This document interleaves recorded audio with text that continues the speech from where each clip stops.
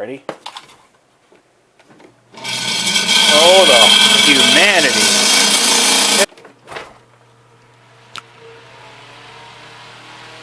Look at that. So anyway, when I wanted to go purchase the Handy Breeze fan that you see over there on my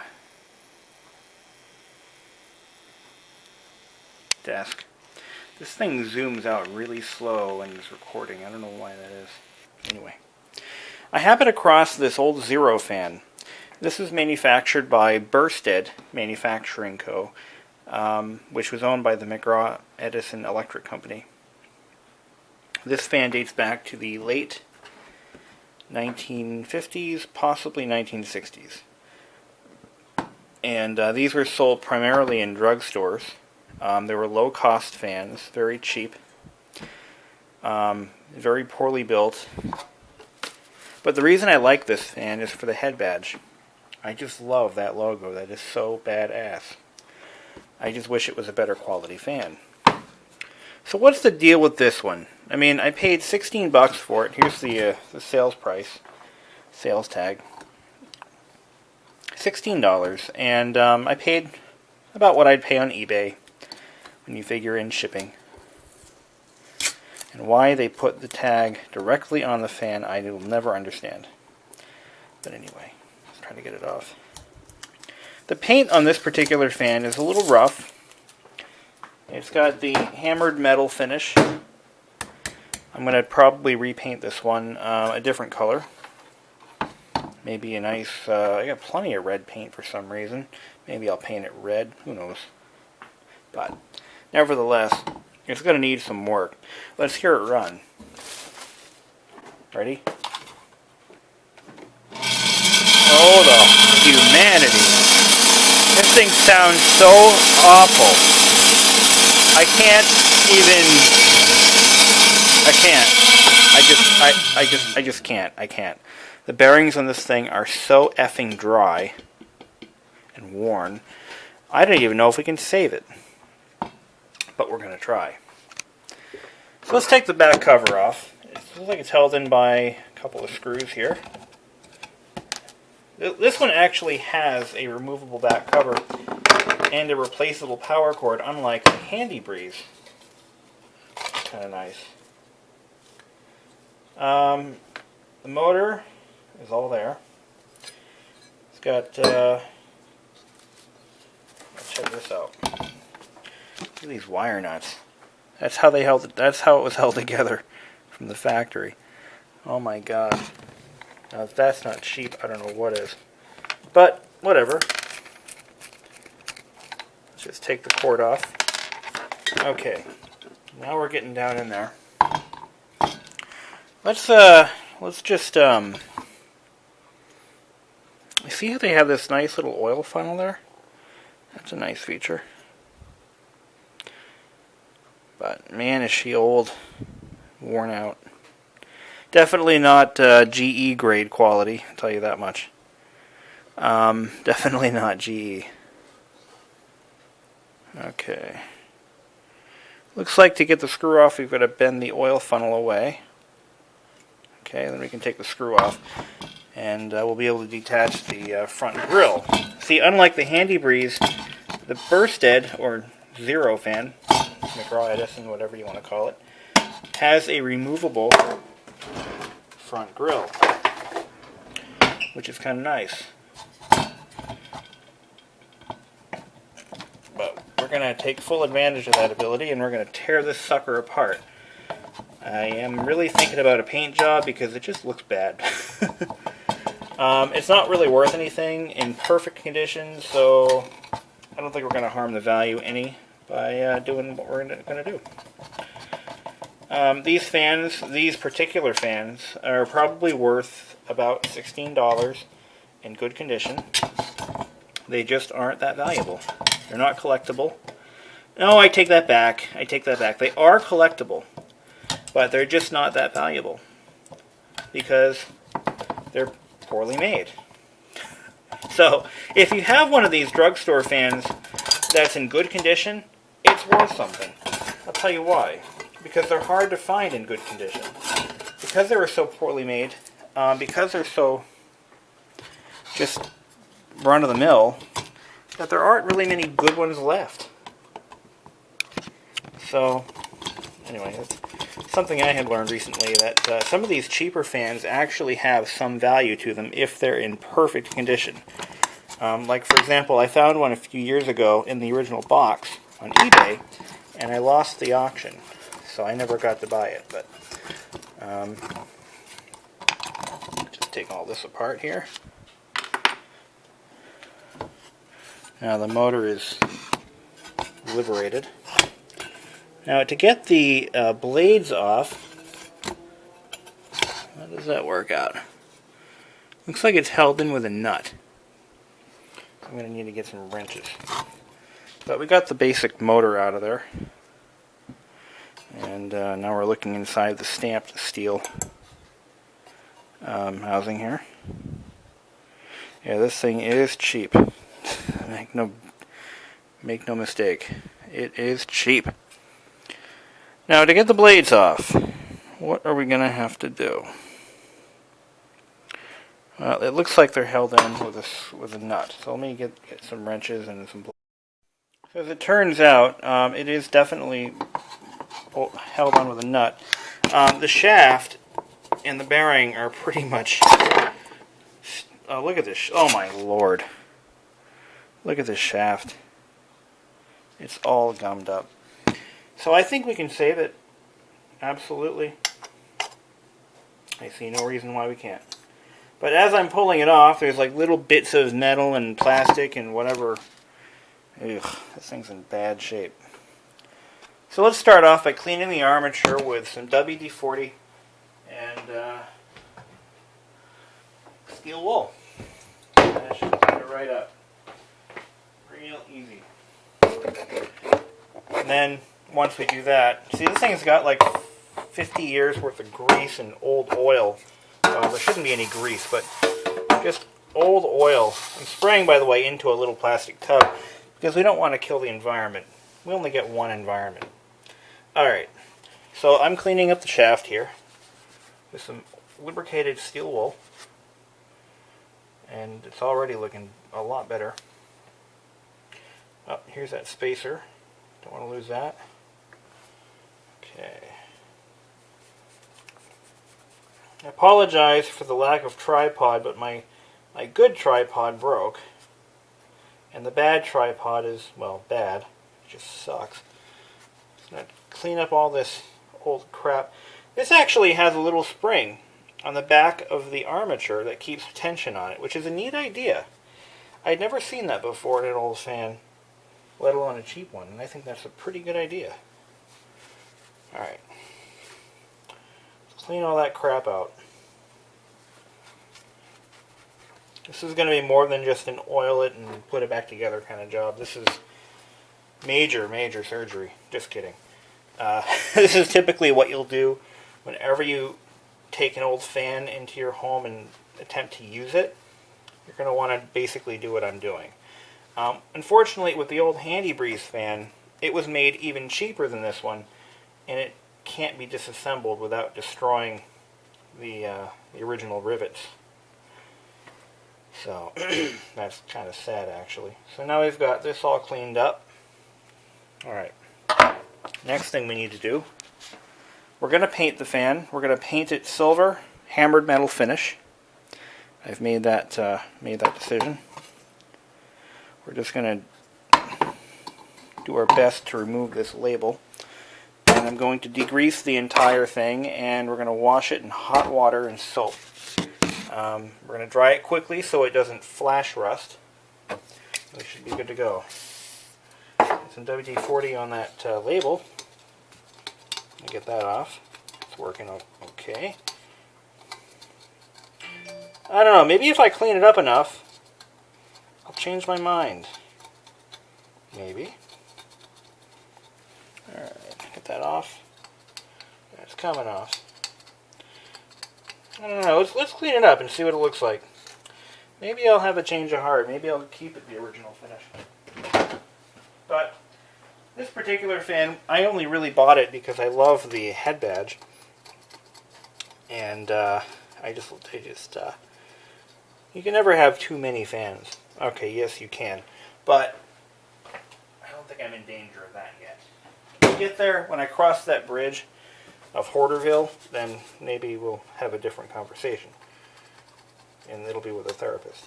Just kidding. Alright, so that's all coming off. Alright, let's get some degreaser on this and try to clean it up a little bit.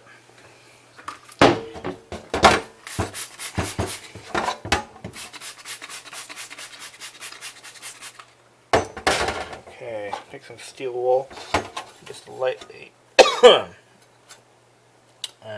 Probably not a good idea. It's not chrome. What am I thinking? If it were chrome, we could do that. But it's only cheap paint from the 50s. Oh, heck. Let's go for broke. Alright, let's see what we can do here. Yeah, this is probably one of the... Other than the Handy Breeze, you know, this thing is pretty damn cheaply made. Even by today's standards. Well, actually, no. A fan made this well today would be considered a high-end model. It would be a very expensive, very well-made fan. And that's only because today they really don't care about quality, just quantity and how many they can produce for as how little as they can. But in those days, this was cheap. If you wanted a quality fan, you'd be buying a GE Vortelex. And that's about really the only, or a Lakewood. Lakewood made good stuff back then. So we're just using degreaser. It's environmentally safe degreaser. This is probably no worse than washing pots and pans. I mean, there's really not like oil pouring out of this thing, so I think we're okay in that regard. Okay. Clean this base up. I should take the motor off. Separate the two pieces.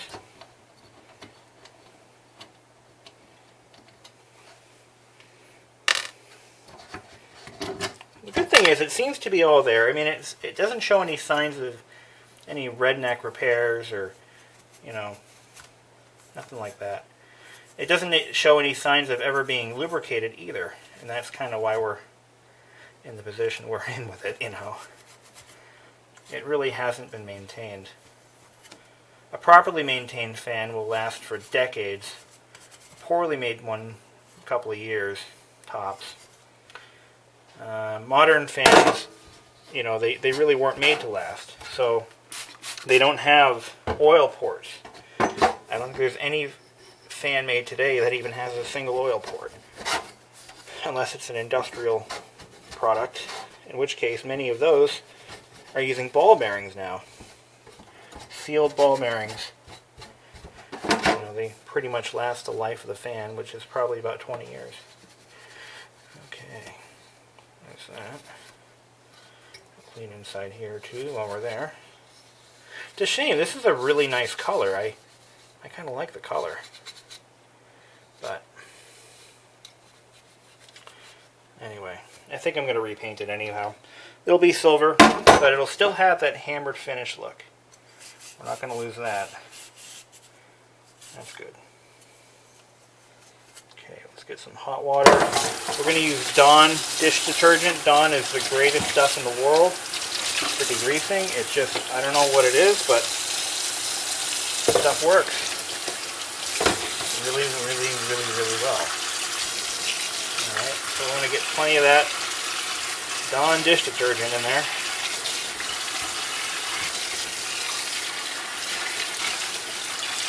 In fact, this is the stuff that they clean up animals with after Exxon dumped oil on them, so if it's good enough for them, it's good enough for me.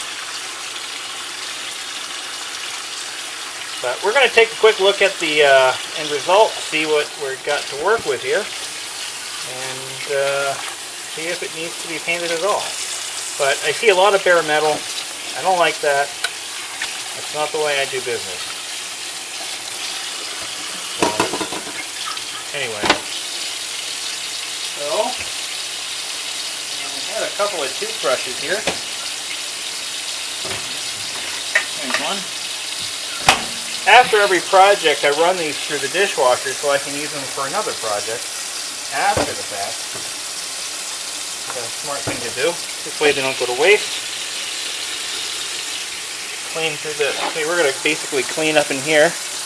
Clean these seams here. Get any grime out of there that we can.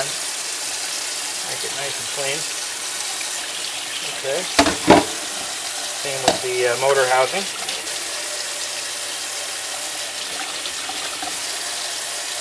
See, unlike the handy breeze I just did, you know, that thing had a really awesome green textured Japan finish, which I like, but I can't really replicate very easily. So that one doesn't get painted. And besides, the finish on that one was pretty damn good. So there's that. Okay, we're gonna probably hose it off one more time with Dawn to remove any traces of oil. Again, like a final degreasing. Okay, actually, our orange flash stuff would probably be good enough for that. We want to get rid of all the traces of oils and grease we can. I think this fan's going to look really nice in silver, and it's going to look even better on my desk at work. That's where it's going to go. So, I've made that decision. Okay. Get the primal rinse off. Now let's get it dry so we don't have any flash rust.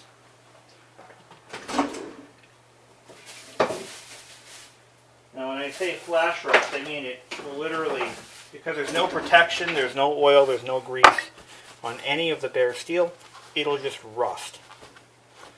In fact, it's probably already starting. So we want to get as much of that out of there as we can by drying it off, cleaning it up, drying it off. It's a vicious cycle. There's the motor housing and the base. Yeah, see the finish, if only it wasn't so rusty, it would actually look pretty nice. So this is what we have to work with. Bring this over here. You know, I could leave it just the way it is, but I really kind of want to paint it. I'm sorry. I want to paint it. I want it to look beautiful again.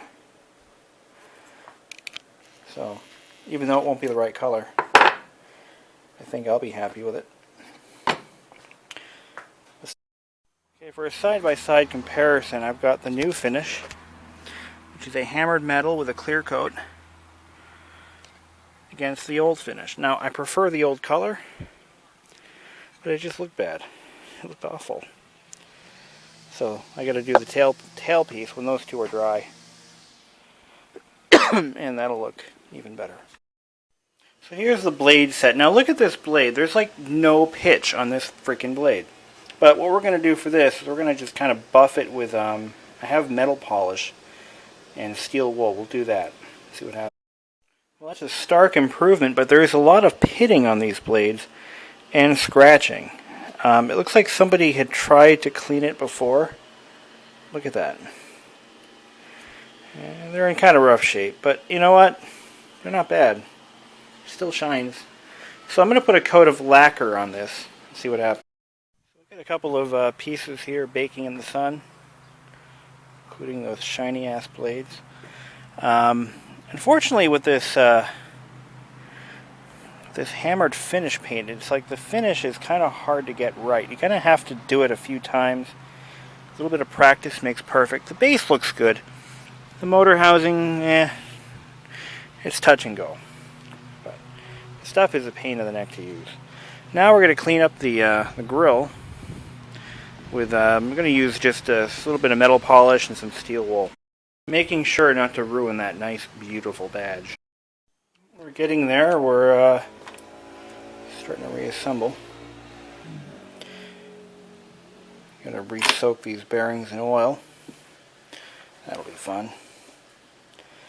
But ultimately, this is a pretty easy fan to work on. I mean, there's not much to it. You've got your motor, stator, yeah, got your stator, your commutator, armature, whatever. Coils look good. There's no blacking on the coils. They look pretty, pretty shiny still. They're still enameled. You know, not a bad thing. You know,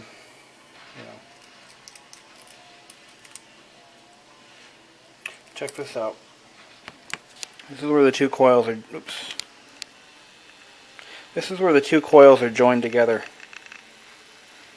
And the only thing the manufacturer did was put a little piece of paper around that. So I'm going to just put that back. Hopefully it doesn't blow off. If it did blow off, it would actually energize the entire fan. So you got to make sure that goes back on there. I mean, it's held on for all these years. It'll be fine. So this goes back into the housing very carefully. But before we do that, what I want to do is make sure that the bearing gets cleaned with a Q-tip and alcohol. We want to remove any dried up grease or oil that might be in there. Just kind of do that. Okay. Okay, remember what that motor sounded like? Well, let's hear it now.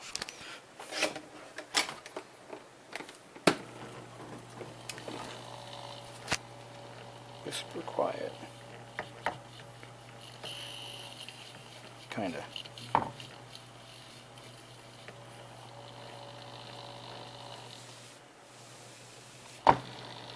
It still has a little bit of noise to it, but, you know, it's gonna. Okay, so the blade goes on this way. You actually have to take the center cap off first, release this nut, and then you can take the blade off. So I learned that, of course, in disassembly, but wow, that spins nice. And doesn't that look 100 times better? Okay, let's plug it in. This time under a load.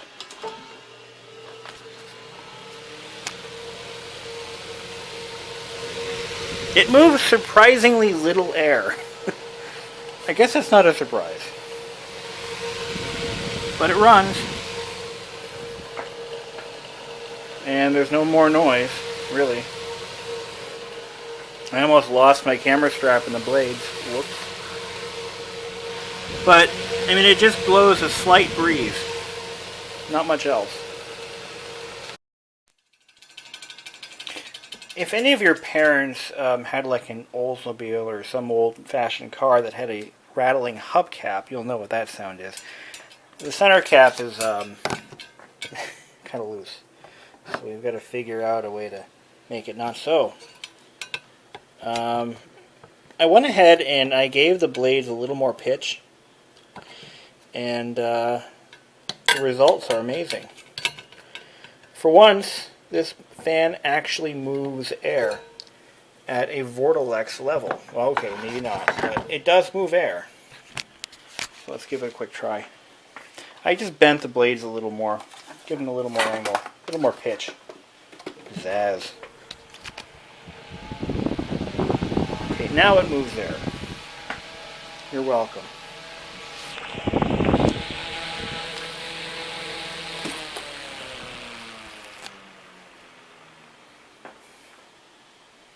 Nice little fan. For an old piece of junk. Return this zero into a hero. Yeah. And now the final unveiling.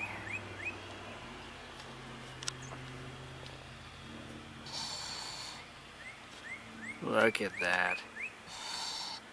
From zero to hero. Unfortunately, I couldn't do much with this grill. I mean, it is rusted. The chrome is off. But it looks 100% better.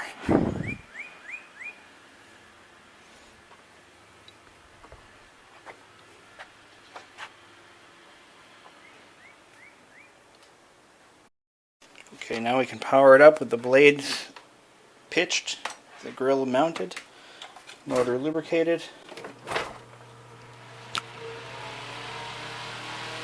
Look at that. That thing moves air now. It never did before. He improved it. Yeah.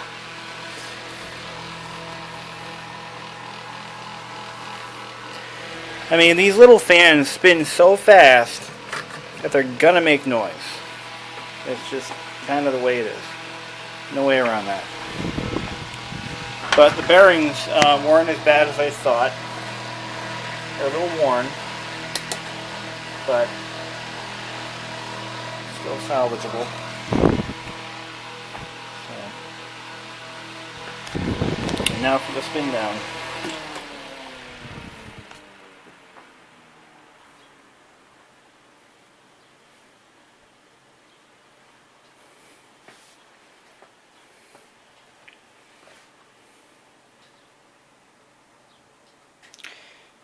Remember what it sounded like before? Isn't it better now? Much better. And that, my friends, cost $16. Took me about maybe 4 hours to restore. Not even. Actually, I think I've been working on it for 2 hours. About 2 hours now. And it's not really restored, but it's kind of a Resto-Mod. And I believe the silver paint gives it that 1950s atomic look that everyone's after these days, including me. That screw should probably be either cleaned up or replaced, but I put it back because it's all I had right now. But I really like it. I think I want to keep it here at the house. I was really looking for one to bring to work because I don't like my my Jack Frost. I mean, it works okay, but it's just I want something cooler looking, you know, and I think this is it. This is the ticket right here. That head badge is just so awesome. It looks like it kind of has an eerie look to it, you know. It's like bloody. It looks kind of bloody, like blood dripping from the letters, but it's actually supposed to be ice. You know, the 1250R.